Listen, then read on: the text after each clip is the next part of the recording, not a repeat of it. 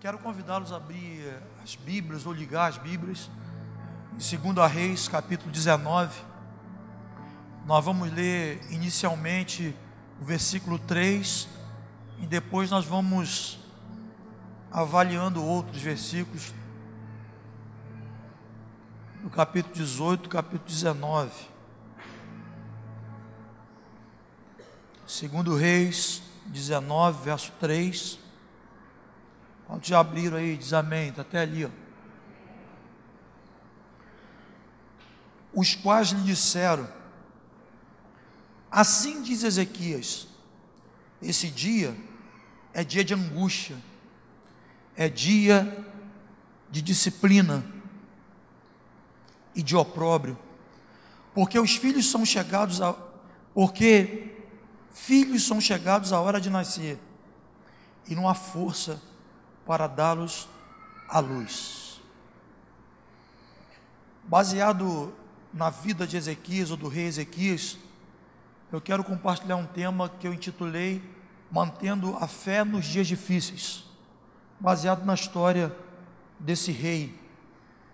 E eu quero também lembrar um texto conhecido de 2 Timóteo capítulo 3, para reforçar esse tema, que diz assim, o apóstolo Paulo diz o seguinte, faz a seguinte advertência: sabe, porém, isto, nos últimos dias sobrevirão tempos difíceis.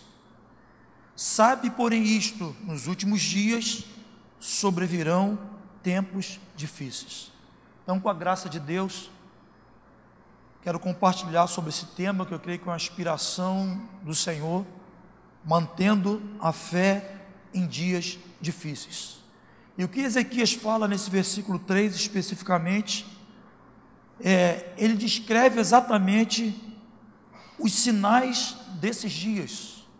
Ele viu uma carta, o profeta Isaías, através dos seus mensageiros, e esse versículo 3 que nós lemos, ele descreve exatamente as características desse chamado tempo ou dias difíceis.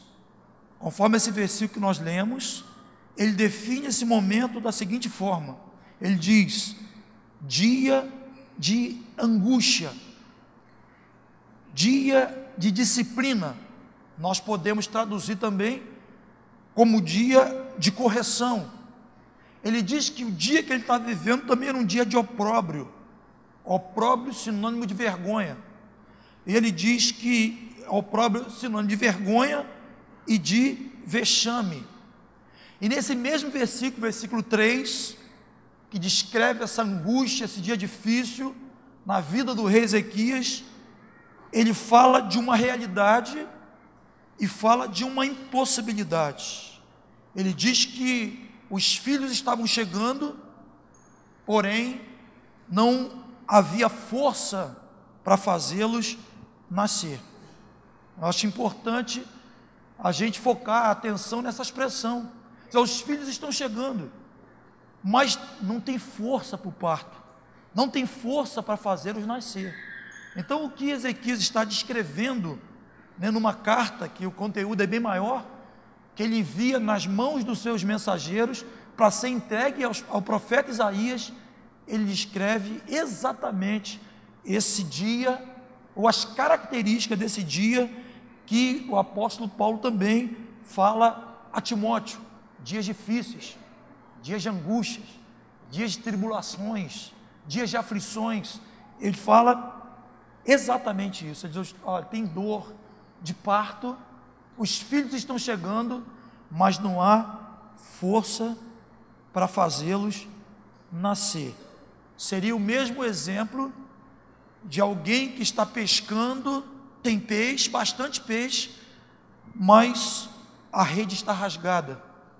Seria o mesmo entendimento da vida daqueles que têm promessas de Deus, e obviamente há muitas promessas para a nossa vida, há muitas promessas para nós enquanto igreja, há muitas promessas para nós individualmente, amém ou não amém?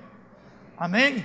Quando nós abrimos a Bíblia, nós encontramos muitas promessas, o que nos enche de esperança, o que nos enche de alegria na caminhada. Há muitas promessas Para nós, enquanto igreja, há muitas promessas para mim, há muitas promessas para você, mas é fato que essas promessas, elas podem ser retardadas, elas podem não se cumprir de acordo ou mediante a condição do nosso coração.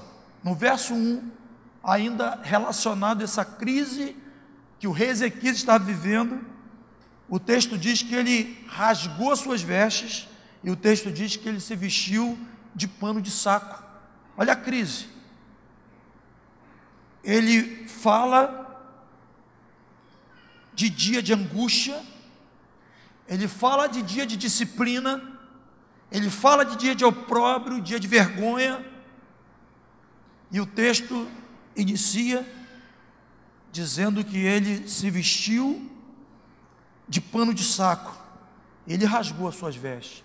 Rasgar as vestes é sinônimo de tristeza, muita tristeza. Alguém que chegou ao ponto de rasgar suas vestes, ela está vivendo um quadro de profunda angústia, de profunda tristeza. Alguém que se veste de pano de saco é um sinônimo de alguém que está em profundo desespero. Esse nome Ezequias significa força de Deus. O nome Ezequias significa Deus fortalece. E nós já começamos a ver aqui no texto um dilema. Um homem cujo nome significa força de Deus, Deus fortalece, mas que estava sem força. Estava em profunda crise. O rei Ezequias, depois você pode dar uma analisada na biografia desse homem, mas o rei Ezequias foi um dos reis mais notáveis de Judá. O rei Ezequias restabeleceu o culto a Deus, restabeleceu a Páscoa, regularizou a contribuição dos levitas, dos sacerdotes, e ele fez muitas obras, muitos feitos importantes. Foi um rei íntegro, um rei que tinha um destaque, um rei notado pela forma que ele exerceu o seu reinado. Porém, esse rei, Ezequias, ele cometeu 2 erros. Onde semana passada dissertou aqui sobre o rei Ezequias. Ele cometeu 2 erros, que deixou o reino, ou que deixou Judá espiritualmente vulnerável.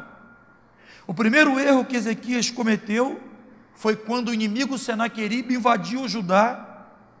O rei Ezequias pagou tributo ao inimigo, ao Senaqueribe, com os tesouros da casa do Senhor. Ele entregou todos os tesouros da casa do Senhor ao inimigo, até as portas de ouro, ele entregou também.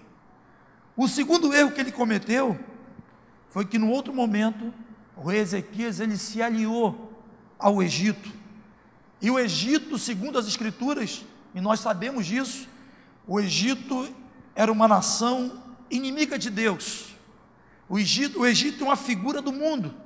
E o rei Ezequias, num primeiro momento, entrega os tesouros da casa do Senhor ao inimigo, ao Senaqueribe. Entregou os utensílios da casa do Senhor, entregou porta de ouro, de prata. E no outro momento, ele se alia ao Egito. E o que isso tem a ver conosco? Nós estamos falando sobre tempos difíceis. Os dias são maus. Nós temos vivido dias muito difíceis, dias de calamidade, dias de angústia. Eu nunca vi um enquadramento tão exato dessa palavra, né, dessa recomendação, dessa palavra de Paulo a Timóteo, quando ele fala dos tempos difíceis. Nunca vi uma definição tão exata dessa palavra como os dias que nós estamos vivendo. Tempos difíceis. Então, nesses tempos difíceis, como nós devemos nos portar de maneira que a nossa fé permaneça viva, permaneça inabalável. Quando nós dizemos aqui que o rei Ezequias, esse homem notável, esse homem que tinha uma relevância como rei, nós falamos que ele cometeu 2 erros: abriu o templo, entregou os utensílios, os tesouros da casa do Senhor ao inimigo. Nós dizemos que ele cometeu um outro erro quando ele se aliou, fez uma aliança com o Egito, uma nação pagã, uma nação inimiga do povo de Deus. O que isso tem a ver conosco? Isso tem relação conosco quando na crise, quando no desespero, nós nos armamos das armas da carne, nós nos armamos dos recursos humanos, nós já não militamos segundo os princípios da palavra, porque a Bíblia diz que as armas da nossa milícia, elas não são carnais, elas são poderosas em Deus para destruir fortaleza e anular sofismas. Então nós nos aliamos ao Egito, nós começamos a adotar uma atitude, um comportamento inconveniente, errado, quando nós nos armamos no desespero, na pressão, na angústia, nos armamos com as armas da carne, com os recursos humanos. Quando nós consentimos em andar nos atalhos da vida cristã, quando nós construímos qualquer coisa para a nossa vida, qualquer projeto, seja relacionado à família, negócios, ministério, fora dos princípios da palavra de Deus, nós construímos segundo a nossa humanidade. E o inimigo aproveita esse tipo de comportamento para poder nos sitiar e trabalhar para nos destruir nas tribulações. E é muito comum, infelizmente, nós encontrarmos pessoas que nos tempos difíceis, nos dias de angústia, nos dias de tribulações, militam, lutam no seu próprio braço. Alguém falou assim para mim, ela estava com um problema de relacionamento com outra pessoa, e ela disse assim: eu não quero mais ficar reunindo aqui, porque eu tenho um problema pessoal com essa pessoa, tenho um problema pessoal com fulano. Falou claramente. Eu falei: então, quando você migra de lugar, ou do ambiente que essa pessoa se encontra, você julga que você está resolvendo o problema? Ou está alimentando o inimigo? Porque Jesus nos ensina que a nossa comunhão, o nosso relacionamento com os irmãos é mais importante do que o nosso culto.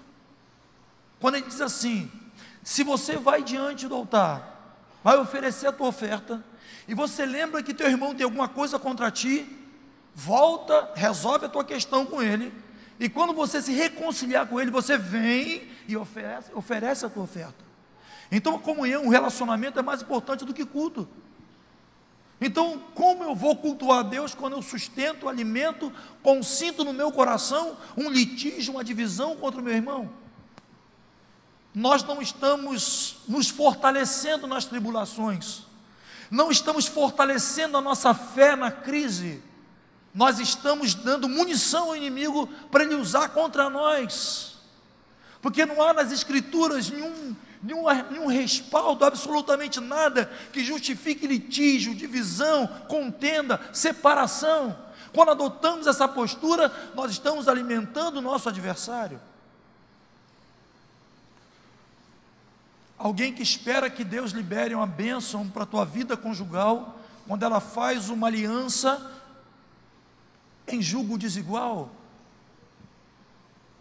Eu me caso com uma pessoa que não tem os mesmos princípios que eu tenho, não anda na mesma fé que nós andamos, e equivocadamente, é uma conduta louca, nós esperamos que Deus vai abençoar alguma coisa que foi construído fora dos seus princípios.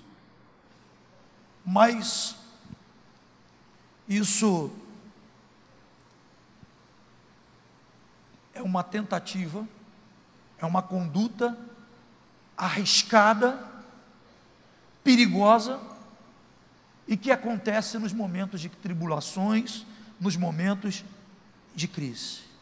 E quando o inimigo ele se instala, ele começa a usar as suas principais estratégias de destruição. Primeira coisa que ele vai fazer, capítulo 18, verso 30. O texto diz assim: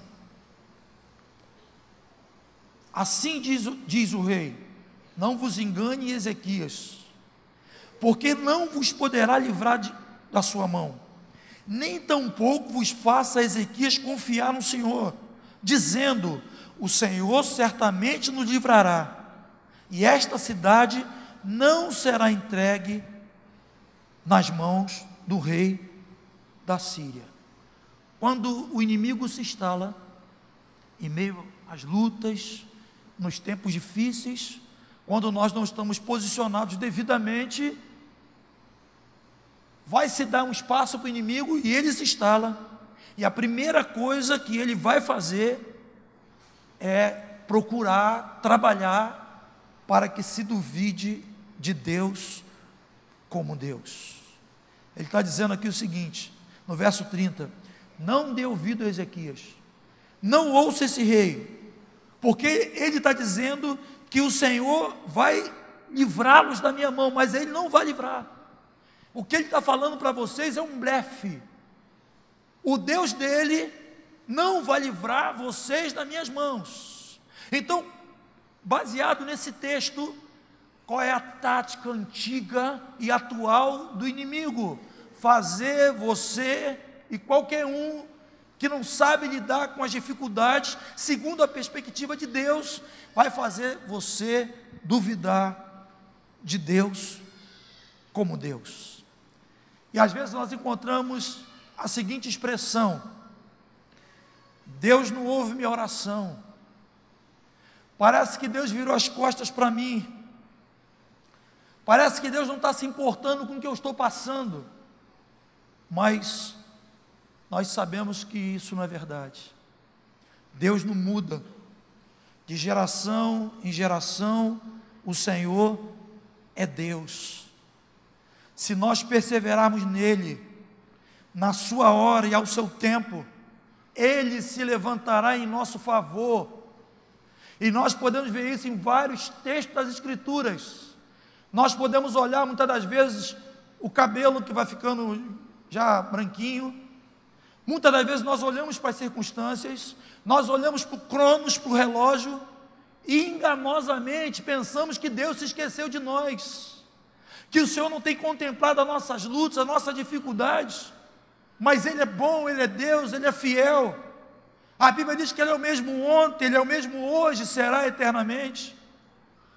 Deus não muda, mas em meio às pressões, às dificuldades da vida, se nós não estamos devidamente posicionados em Deus, o inimigo vai trabalhar exatamente nesse princípio, nos fazer duvidar de Deus como Deus. Foi o que ele disse: olha, esse Deus não vai poder fazer nada por vocês, não confie, porque Deus não vai poder fazer nada por vocês. Põe um Salmo 27, acho que é 27, 14 aqui, por favor. Salmo 27, 14.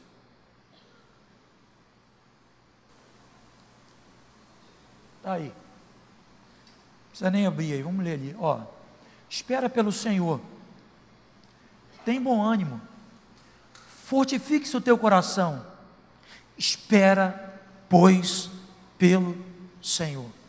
Eu gosto também daquela expressão de Jó, em Jó 19, 25, quando diz: eu sei que meu Redentor vive, e eu sei que Ele se levantará em meu favor. É questão de tempo. Espera pelo Senhor, espera pelo Senhor, tem bom ânimo, fortifica o teu coração pela meditação, pela oração, espera pelo Senhor, tem bom ânimo. Mas o inimigo, o tempo todo, ele vai trabalhar para fazer você duvidar de Deus como Deus. Vai levar você a olhar mais para o resultado daquele exame ruim do que para o teu Deus. Vai fazer você olhar mais para o tamanho do problema do que para o tamanho do teu Deus. E esse é um trabalho constante. E quando o inimigo consegue êxito nesse princípio, certamente nós vamos sucumbir às pressões, vamos sucumbir no dia mau. A segunda tática do inimigo, em tempos de tribulações, nos dias difíceis, é tentar nos fazer duvidar da integridade daqueles que nos lideram. Também essa é uma tática antiga do inimigo. Vai fazer você duvidar de Deus como Deus. Vai fazer você duvidar da retidão, da integridade daqueles que presidem sobre você, daqueles que guiam a tua vida, daqueles que te pastoreiam, que te encaminham no Senhor. Eu gosto, e sempre gosto de mencionar esse texto, 2 Crônicas 20:20, quando Josafá estava diante daquele cerco, literalmente um cerco terrível, a palavra do Senhor a ele foi o seguinte: crede no Senhor e estareis seguro. Só isso?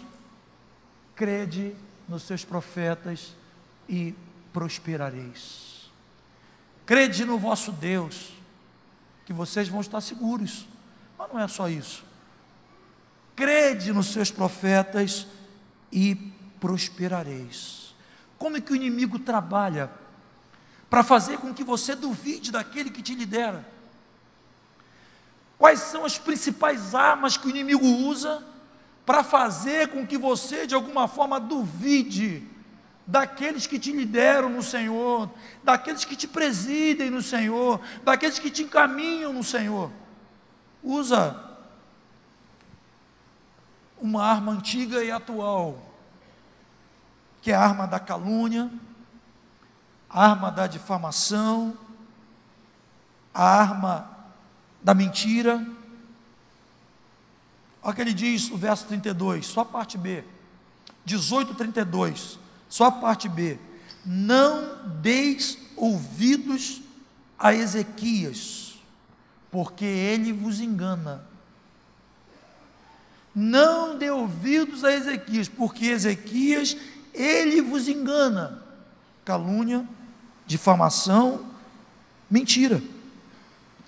Paulo, escrevendo aos Timóteos, capítulo 5, verso 19, ele faz uma recomendação muito importante para os dias que nós estamos vivendo.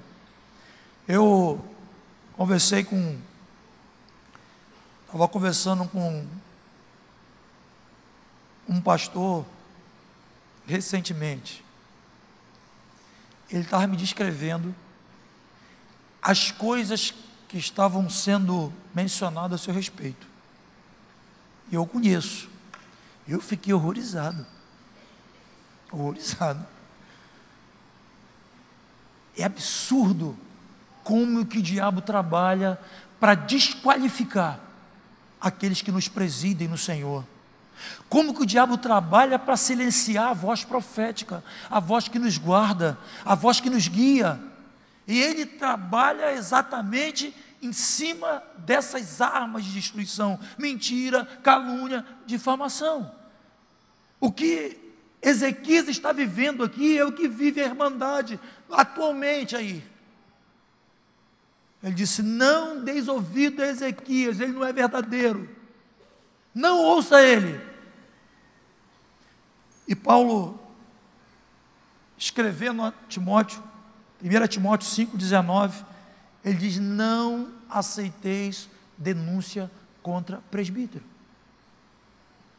salvo por 2 ou 3 testemunhas, porque pela boca de 2 ou 3 testemunhas idôneas, toda palavra se estabelece. E se estabelece, o nosso perfil é para tratar, é protetivo. Então ele diz, não, a via de regra é, não aceiteis denúncia contra presbítero. E tanto quem calunia quanto quem ouve calúnia, Deus julga. Tem vários textos das Escrituras, nós podemos citar, mas Deus julga tanto um quanto o outro. Nós precisamos nos resguardar desse pacto, dessa ação maligna, desse trabalho do diabo, orando, vigiando, agindo, porque o trabalho do diabo, historicamente, é destruir os nossos referenciais. Quando a gente fala de liderança, a gente se lembra daquele exemplo comum aí, um ditado popular, chamado efeito dominó. Ele fala, o alvo do inimigo é ferir o pastor e dispersar as ovelhas. Esse é o princípio dominó que a gente usa aí no nosso vocabulário, e as Escrituras mostram esse efeito dominó, vou ferir o pastor, dispersa as ovelhas. É uma tática do diabo, e ele fere com a mentira, ele fere com a calúnia, ele fere com a difamação. Primeira tática do inimigo em tempos como esse que nós estamos vivendo, tempos difíceis. O tempo presente é um tempo difícil, um tempo muito difícil. Nós devemos saber como nos posicionar nesse tempo chamado tempo difícil, guardar nossa fé em Deus, um Deus fiel, um Deus imutável, um Deus poderoso, um Deus que segue falando, se manifestando, operando milagres, sinais, maravilhas, um Deus bondoso, um Deus amoroso. Ele é o mesmo ontem, Ele é o mesmo hoje, Ele vai ser eternamente.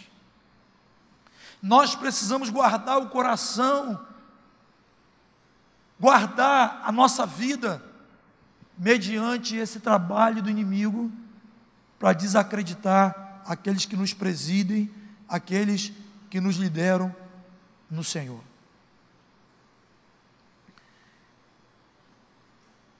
Nós também podemos aprender aqui na vida de Ezequias, o que ele fez para mudar essa situação que ele estava vivendo. O que Ezequias fez para receber o favor do Senhor e sair daquele quadro de angústia que nós lemos aqui no primeiro versículo. Nós vemos aqui no texto que o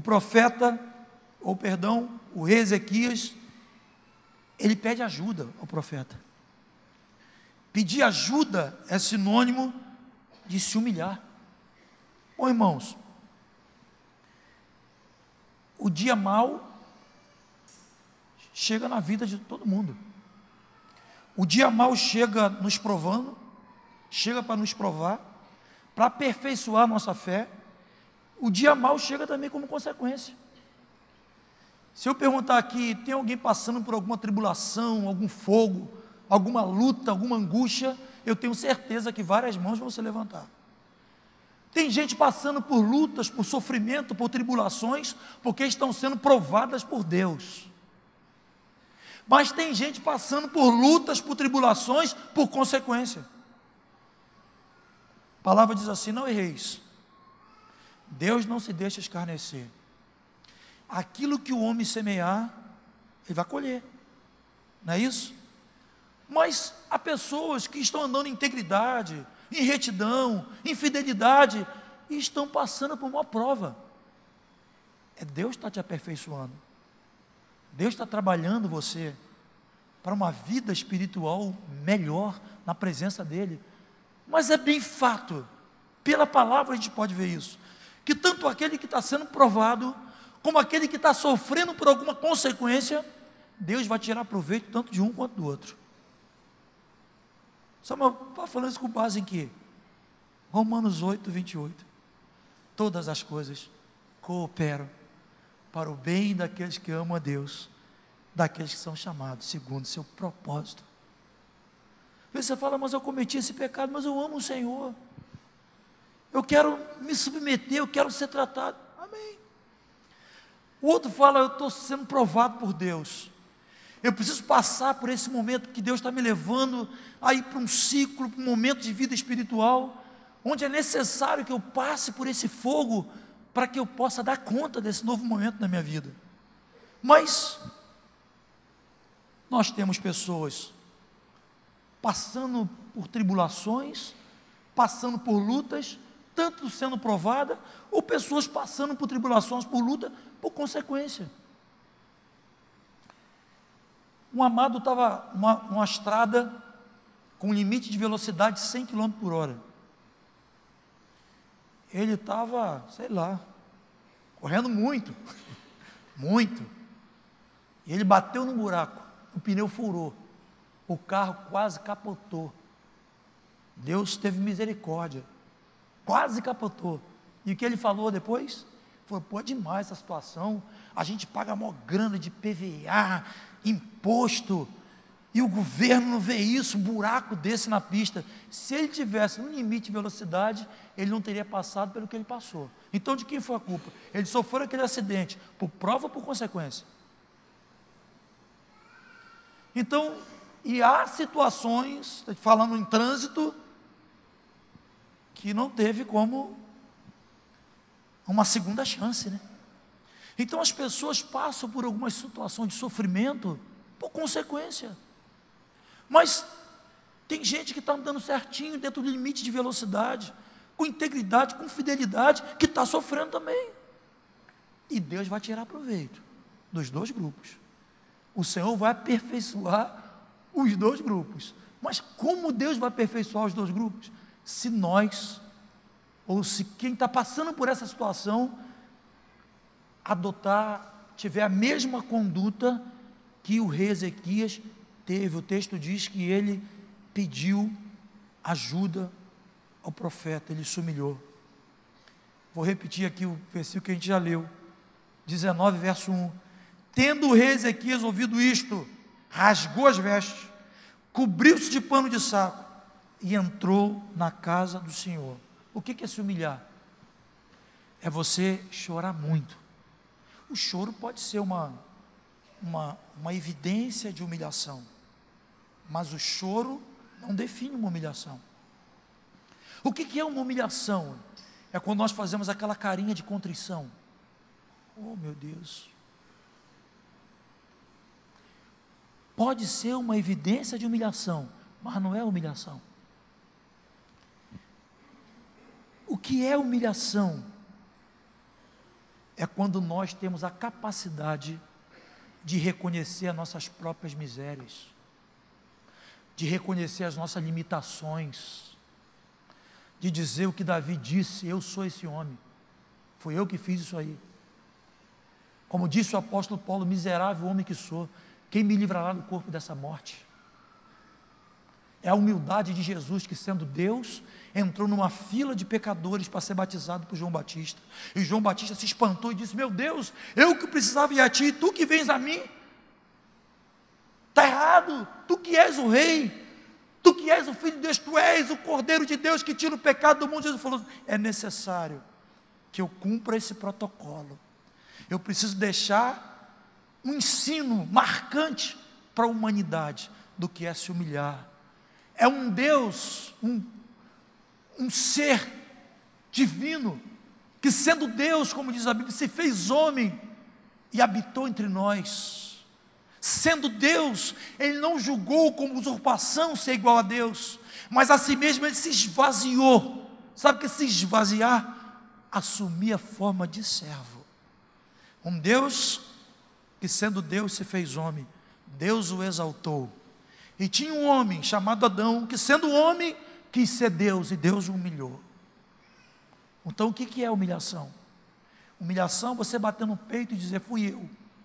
Não é você dizer: estou assim por causa do governo. O Franco está ensinando sobre esses assuntos, ele traz alguns exemplos assim tão marcantes, né? Ele estava falando sobre se humilhar, lembrou de uma música antiga, quando a pessoa não assume a sua própria condição. A música diz assim: eu sou rebelde porque o mundo quis assim, as pessoas não me trataram com amor.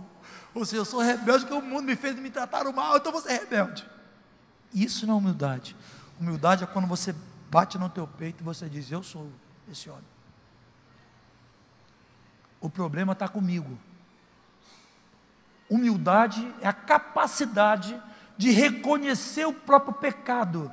E reconhecer o próprio pecado não é você projetar o teu pecado, não é você justificar o teu pecado, é você bater no teu peito, dar nome ao pecado e se arrepender dele. Isso é humildade. Esse é o exemplo de humildade que nós encontramos nas Escrituras. Tiago 4,10, a recomendação apostólica é a seguinte: humilhai-vos na presença do Senhor, e Ele vos exaltará. Humilhai-vos na presença do Senhor, e Ele vos exaltará. 1 de Pedro 5,6, humilhai-vos debaixo da poderosa mão de Deus, para que no tempo exato Ele vos exalte. Escuta uma coisa, quando Deus quer exaltar alguém, há alguma coisa ou alguém que pode te segurar? Não, eu podia estar nessa posição, entendeu? Mas por causa de Samuel eu não tive essa oportunidade. Eu não estou fluindo, queria fluir mais, entendeu? Não estou fluindo porque os irmãos não me dão oportunidade, não, entendeu? Querido, quando Deus quer te levantar, alguém pode te reter? Fala para mim. Se Deus pega uma porta, fecha e vira a chave, você abre? Alguém abre? Juiz abre, Supremo Tribunal abre, presidente abre, ninguém abre. E quando Deus abre a porta, alguém fecha? Não fecha não. Então, qual é o segredo para que a gente possa ser honrado por Deus, exaltado por Deus? Humilha-te. Para de culpar os outros. Isso aqui nós estamos nos referindo a um rei. Sabe o que era um rei? Um rei era uma das mais altas personalidades da época. Rei, pensa num rei. Rei, quando ele se viu atribulado, angustiado, ele falou: meu Deus, meus dias são dias de angústia, meus dias são dias de disciplina, meus dias são dias de opróbrio. Eu estou vendo esperança, eu estou vendo filho, mas eu estou sem força para gerar os filhos, eu estou desesperado. E o texto diz que ele escreve a carta, e ele pega os mensageiros, chama e fala: vai lá no profeta, diz como eu estou, diz que eu estou passando. Se humilhou. Eu nunca vi uma pessoa que se humilhou que Deus não levantou. Também nunca vi um que se exaltou e Deus não jogou por terra. Pior coisa que tem é você cavar o pênalti, deixa o Senhor marcar. Eu mostrei uma armadilha e falei: querido, o que levantou você para o ministério?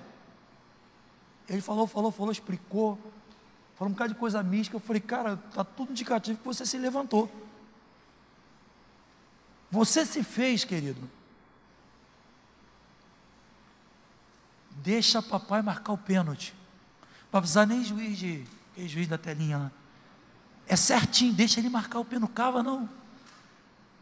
Você encosta, cai, não cava o pênalti, deixa ele marcar o pênalti. Porque quando Deus levanta, ninguém abate. Mas quando Deus abate, ninguém levanta. O rei se humilhou. Deixa eu perguntar uma coisa. Os dias que estão vivendo são dias tranquilos, irmão? Não. Esse dia eu sentei em casa com meus filhos, fiquei uma semana muito atribulada. Uma série de coisas acontecendo. Você sabe, você vê um turbilhão de coisas, daquele sentimento de impotência. A gente pensa logo nos filhos. Uma sequência de coisas. É momo, é tragédia em escola. Falei: meu Deus, tem misericórdia. Eu orando, falei: vou reunir meus filhos, vou impor a mão sobre eles e vou trazer algumas orientações. Mas são situações, e tem muito mais do que isso, que faz com que a gente chegue a essa conclusão: os dias são difíceis, muito difíceis. Como você vai se posicionar nesses dias difíceis sem perder a essência, sem perder a tua fé, sem perder o teu foco? Se humilha, pede ajuda. vai fazer consultoria profética, pede ajuda, fala: irmão, estou precisando de ajuda, estou com problema com meu filho, não sei o que fazer, estou com problema com a minha esposa, eu estou meio desorientado quanto à minha função no corpo, eu estou precisando restaurar a situação, não sei como fazer, me ajuda. Vai ouvir a voz profética, vai fazer consultoria profética. E o que é isso, Samuel? É uma atitude de alguém que está humilhado. Quem pede ajuda, quem reconhece a dor, quem reconhece os próprios erros, é humilde. E aqui é um rei que se humilhou. Segundo ponto, segunda atitude fundamental para a gente não perder a fé nos dias difíceis. O texto diz que ele entrou na casa do Senhor e ele orou. Verso 14: então Ezequias, recebido a carta nas mãos do mensageiro, leu, então subiu à casa do Senhor e estendeu-a perante o Senhor. Ele entrou na casa do Senhor. Nós estamos vivendo um tempo difícil, tempo de desigrejado, tempo de igreja virtual. É um tempo onde o modelo que se vive de igreja está muito longe da igreja que o Senhor estabeleceu. É lógico que Deus tem e sempre terá o seu remanescente na terra, mas nós vemos um percentual de gente que é aquele estilo virgem louca, e fala: eu sou um desigrejado, eu não quero matar com ninguém, eu vou ver Cristo em casa, na internet, daí por diante. Não, a igreja que a Bíblia se refere é a família de Deus, entende? É a casa de Deus, é um lugar de interdependência, é um lugar de mutualidade, é um lugar de olho no olho, é um lugar de mesa, é um lugar de toque. Igreja é lugar de comunhão, igreja é lugar de serviço mútuo, igreja é um lugar que nós nos entregamos sem reserva, plena comunhão. E o texto diz que o rei, ele entra na casa do Senhor, uma atitude de inclusividade. Recentemente nós falamos sobre filhos que estão no pátio, como o pródigo. Retornaram para casa, mas por algum motivo, alguma reserva, alguma ferida, alguma coisa, não entraram na mesa, ficaram no pátio. E isso é mal. Nós não podemos ser formados, transformados e curados enquanto nós estivermos no pátio. Nós temos que entrar na casa do Senhor. Então, o texto diz que o rei Ezequias, ele entra na casa do Senhor, ele ora ao Senhor, ele busca o Senhor, ele se entrega sem reserva, ele se entrega à comunhão. Querido, não se deixe enganar, você jamais será aperfeiçoado, transformado, enquanto você viver a vida da igreja na periferia, assistindo reuniões. A vida da igreja é mais do que isso. Até uma canção que nós cantávamos antigamente, que a vida da igreja é dia a dia em comunhão, confrontado com a cruz. Um dos intercâmbios mais bonitos que eu acho da igreja é o que vai acontecer quando terminar aqui, ó, essa reunião aqui. É o quanto nós vamos ter de chá, de café, de oração mútua, de olho no olho, nas casas, nas praias, nos parques. É isso. O rei Ezequias entrou na casa do Senhor. Entrou. Isso fala muito conosco. Entrou. Você já entrou? Eu digo que, infelizmente, isso vai mudar. Isso vai mudar, porque o Senhor está trabalhando a sua noiva. Mas eu digo que ainda nós encontramos dois perfis na igreja. Um perfil que chega aí, senta e diz assim: eu vou ver o que vai dar esse negócio. E outro que vem com tudo e diz assim: eu estou para o que deve é. Você está onde? Tem mais ilustração, hein? Tem a ilustração do cristão gato, do cristão cachorro. Esse não vou falar não. Mas você está para o que deve é ou está para ver o que vai dar? Quando nós estávamos no mundo, eu particularmente, eu era intenso para o diabo. Eu não tinha meio termo para o diabo não. intenso. Eu estava outro dia compartilhando no carnaval assim, aí tinha um retiro de carnaval, uns irmãos assim já meio cansados, dormindo, no carnaval, e eu lembrei como eu servi o diabo no carnaval. Quando ia em casa era uma coisa assim, às vezes saía, ficava virado, direto, servindo o diabo. A Bíblia diz que o Senhor se mostra forte para com aquele cujo coração é totalmente dele. Nós só teremos tudo de Deus se Deus tiver tudo de nós. Ou você entra na igreja para valer, com toda a tua alma, todo o teu corpo, ou então não tem sentido você estar aí. E o texto diz que o rei Ezequias, ele entrou na casa do Senhor, entrou, e ele orou. Ao invés de ele ficar criticando, murmurando, se lamuriando, o texto diz que ele orou, ele buscou o Senhor. Isso dá resultado. Os dias são maus. Como manter a tua fé nas tribulações? Como manter a tua fé quando você está sendo disciplinado de alguma forma? Disciplina não é motivo de alegria, não. A Bíblia diz que é motivo de tristeza. Mas aqueles que se exercitam por ela vão receber os benefícios. Como que você se sente quando você está naquele tempo que você está no opróbrio, sentindo envergonhado? Fala, rapaz, eu aprontei tanto, eu estou com uma vergonha. Vai ter que ficar animando os irmãos, né? Animando, que isso, você é querido, você é amado, que isso, eu estou com uma vergonha, não quero nem congregar, com tanta vergonha de olhar para os irmãos. E nós passamos por essa fase, sim. Então, o que você tem que fazer quando você está no opróbrio, quando você está na disciplina, quando você está vendo os filhos estão para nascer, você está vendo os filhos, tem barriga, tem contração, mas não consegue sair, não tem força. O que você tem que fazer para os filhos saírem, para os projetos darem certo, para a tua vida resplandecer como um luzeiro em meio às trevas? Se humilha, entra na casa do Senhor, seja de todo o coração na vida da igreja, deixa a reserva de lado. Isso é família de Deus, e é fato que aqui não tem ninguém perfeito, não. Nós estamos num processo, estamos no até que de Deus, até que cheguemos à plena varonilidade, a estatura perfeita de Cristo. Estamos num processo.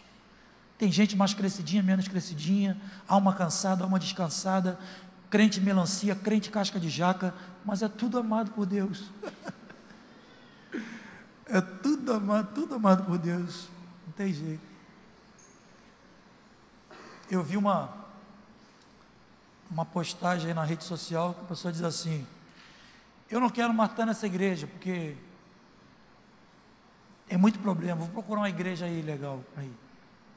O outro falou assim: olha, vai ser difícil você encontrar gente congregada, gente que seja perfeito, mas se você encontrar uma igreja perfeita, ela vai deixar de ser perfeita quando você chegar e começar a congregar lá. Acabou a perfeição.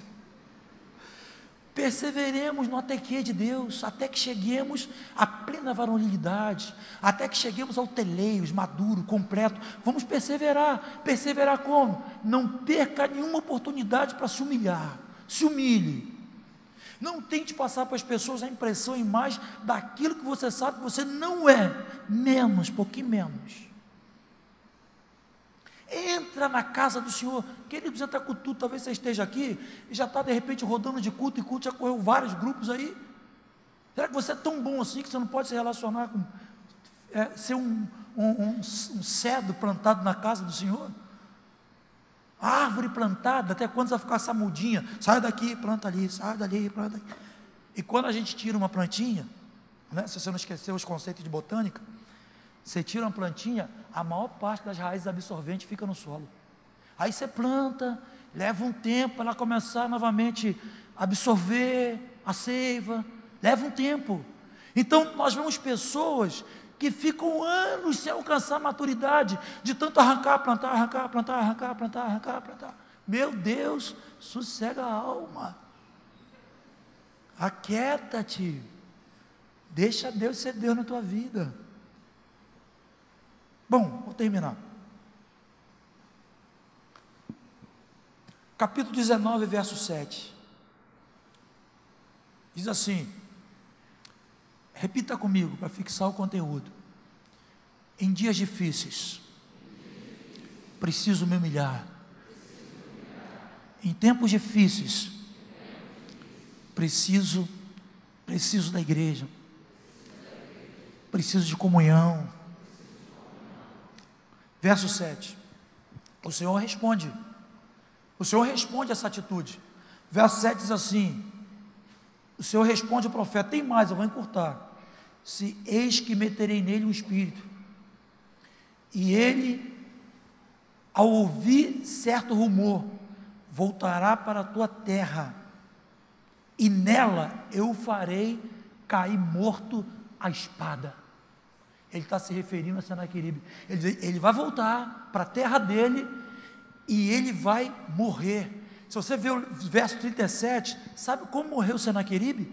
Sabe como? Senaqueribe, depois desse terror todo que ele causou, oprimiu todo mundo, ele está adorando lá no templo pagão, e ele morre na mão dos seus próprios filhos. Só você se preocupa não, a tua humilhação e o teu posicionamento vai ter resultado, e o resultado é que aquele que oprimia, aquele que te persegue, aquele que guerreia contra você, eu vou matá-lo. E o texto diz que o Senhor destruiu esse homem, e na batalha contra os assírios, o Senhor destruiu num só dia 185 mil homens. 185 mil homens inimigos caíram na batalha.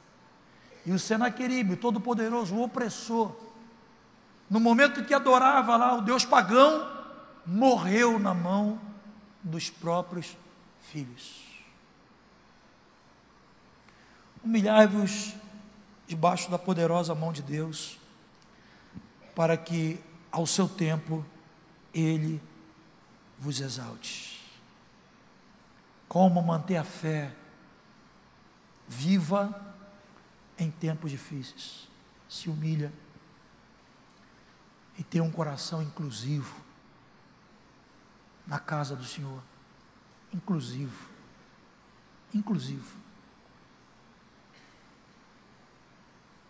Esse é um posicionamento fundamental, especialmente para os dias que nós estamos vivendo.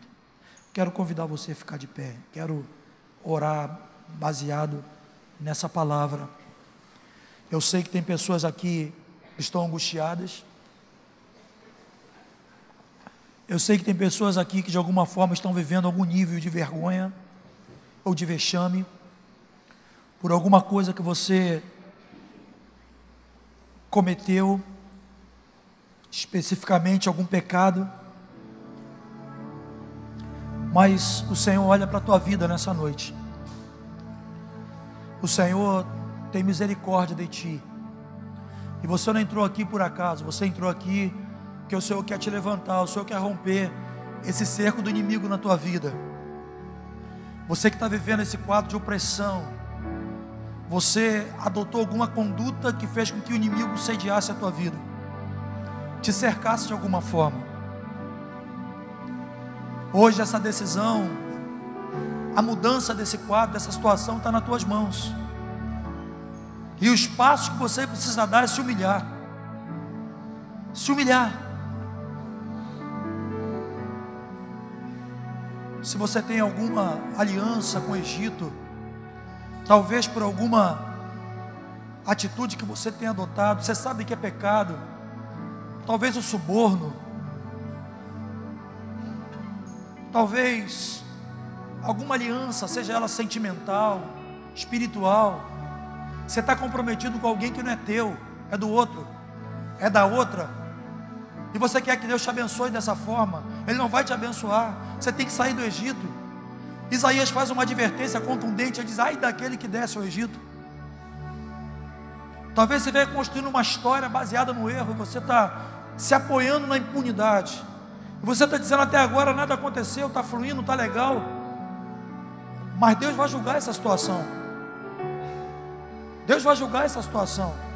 Jamais o inimigo sairá do teu contexto, da tua história, se você não se humilhar, se você não abrir o teu coração. Jamais o inimigo será expulso da tua história, se você não se posicionar no corpo de Cristo, na igreja a proteção, na igreja a provisão, na igreja a cura. Você precisa se posicionar em nome de Jesus. Então, se você tem se aliado ao Egito, você está me ouvindo no mesmo espírito, você está entendendo. Você está construindo alguma aliança com um ambiente que não é de Deus, a cultura que não é de Deus. Você precisa se arrepender, precisa se voltar para Deus. Você possivelmente está negociando o princípio. Você está fazendo como fez Ezequias, está entregando os tesouros da casa do Senhor. Isso pode ser teu esposo, teus filhos, tua fé. Está negociando a tua fé por dinheiro, está trocando as verdades do reino de Deus por ideologia mundana, ideologia corrompida. Você perdeu a noção de valores. Você está dando mais valor àquilo que é efêmero do que àquilo que é eterno. E o inimigo está tirando proveito disso. E essa angústia, essa tribulação que você tem passado, você não vai sair dela se você não se humilhar, se você não se posicionar no Senhor. Eu quero ser objetivo e firme nesse sentido, de chamar você a essa noite a um posicionamento. A palavra diz: hoje, se ouvides a minha voz, não endureçais o vosso coração. Eu quero convidar você a sair do teu lugar. Você quer se humilhar, você quer reinar em vida na presença do Senhor. A história começa com humilhação. Se você quer bater no teu peito e falar: Senhor, eu me humilho, Senhor, eu me rendo a Ti, eu me rendo a Ti, eu me humilho, eu quero ver esse quadro mudar na minha vida. Se você tem sido um cristão periférico, descompromissado, eu tenho dito uma frase aqui, vou repetir: Deus não tem compromisso com descompromissado. Deus tem compromisso com quem tem compromisso com Ele. Ele diz: eu vou honrar quem me honra. Não tenha vergonha não, sai do seu lugar e vem até aqui. Qual é a aliança que você construiu com o Egito? Esse dinheiro que você tem é teu mesmo? Esse dinheiro é teu? Essa mulher é tua? Esse homem é teu? Qual foi a aliança que você construiu com o Egito? Qual é a cultura que você tem se alimentado ultimamente? O que tem influenciado você? Qual é o valor que você tem dado para as coisas eternas, para as coisas do Senhor? Você está vivendo como se o Senhor não existisse. Você está vivendo como se um dia um homem, Deus, não veio a essa terra, derramou sua vida por você, dividiu a história da humanidade em duas histórias, antes e depois de Cristo. Onde o Verbo se fez carne e habitou entre nós, e vimos a sua glória como a glória do unigênito do Pai.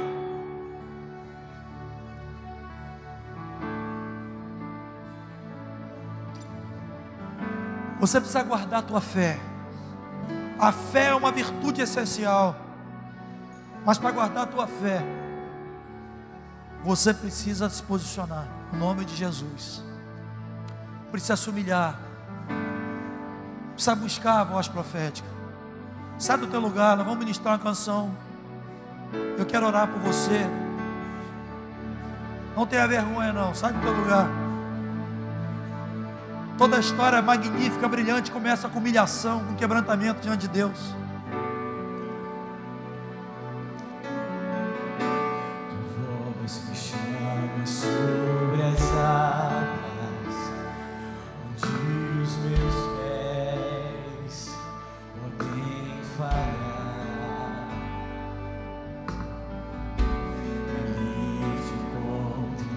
no secreto,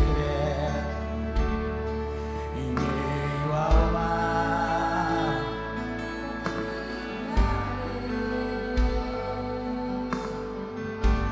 e ao teu nome clamarei, e além das ondas olharei. Se o mar crescer, somente em ti descansarei. Eu sou teu e tu és meu.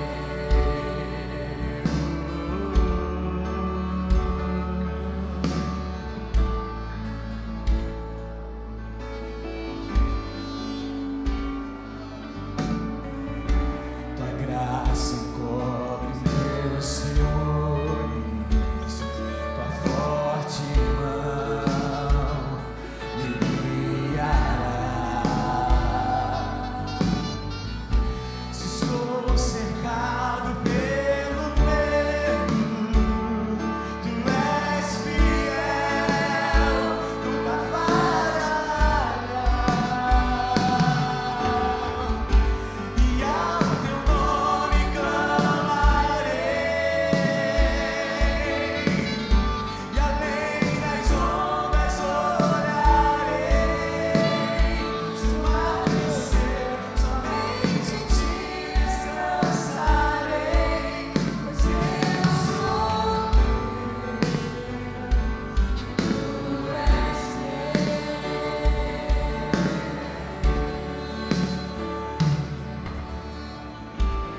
Levanta tuas mãos aqui. Pai, no nome de Jesus, quero te agradecer, Pai, pela sensibilidade de cada pessoa aqui à tua voz e pela correspondência a essa voz. E nós identificamos essa atitude como uma atitude prática de humilhação, de alguém que bate no peito e diz: eu preciso me humilhar, eu preciso de ajuda. E como diz a tua palavra, baseado na tua palavra, que o Senhor levanta os humildes, abate os soberbos. Eu peço ao Senhor, em nome de Jesus, levanta cada um aqui, Pai. Levanta para contemplar a tua vitória. Levanta para um posicionamento correto diante de ti, no teu corpo, como fez o rei Ezequias. No nome de Jesus, eu quero confessar, declarar no poder do nome de Jesus, que da mesma forma que o Senhor julgou Senaqueribe, julga inimigos aqui. Julga inimigos, ó Deus, das emoções, inimigo que tem produzido as síndromes, os medos, as inseguranças, os inimigos espirituais que têm cercado, oprimido. Em nome de Jesus, volte, ó Deus, de onde saiu. Em nome de Jesus, que o Senhor estabeleça sobre cada um aqui um tempo de vitória, um tempo de restituição, um tempo de liberdade na tua presença, um tempo, ó Deus, de júbilo, um tempo de alegria na presença do Senhor. Seja assim em nome de Jesus, Pai, para a tua honra, a tua glória e louvor do teu santo nome, no nome de Jesus, no nome de Jesus.